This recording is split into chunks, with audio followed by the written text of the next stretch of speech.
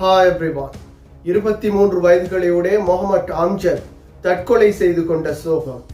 புத்தளத்திலே இந்த சம்பவம் நேற்று இடம்பெற்றுள்ளது. பல லட்சங்கள் கடன் பெற்று வெளிநாட்டிற்கு சென்ற நிலையிலும் வேலையின்றி மீண்டும் நாட்டிற்கு திரும்பிய நிலையிலே இந்த தற்கொலை சம்பவம் இடம்பெற்றுள்ளது. இது தொடர்பாக பார்ப்பதற்கு முன்னர் தனியொருமை யூடியூப் சேனலை சப்ஸ்கிரைப் செய்யாதவர்கள் சப்ஸ்கிரைப் செய்து உங்கள் ஆதரவை வழங்குங்கள்.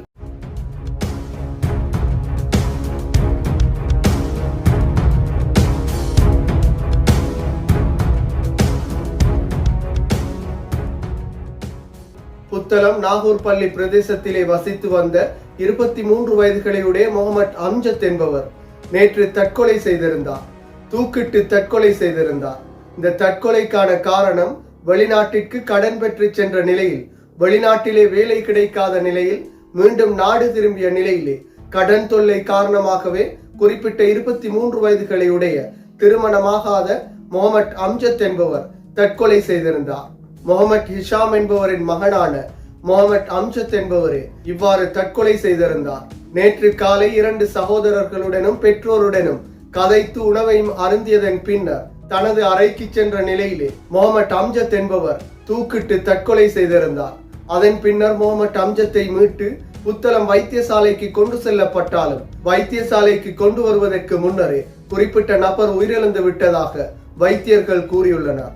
இந்த நிலையில் மரண விசாரணைகளின் பின்னர் குறிப்பிட்ட அம்ஜத்தின் உடல் பெற்றோரிடம் ஒப்படைக்கப்பட்டுள்ளது. எனவே கடன் காரணமாகவே இந்த தற்கொலை இடம்பெற்றுள்ளது. கடன் பெற்று வெளிநாட்டிற்கு சென்று அங்கே உழைத்து கடனை கட்ட முடியும் என்ற நம்பிக்கையுடன் வெளிநாட்டிற்கு சென்றிருந்தாலும் அங்கே வேலைகள் கிடைக்காத நிலையில் மீண்டும் நாட்டிற்கே திரும்பி வர வேண்டிய நிலை ஏற்பட்ட நிலையிலே இந்த தற்கொலை இடம்பெற்றுள்ளது.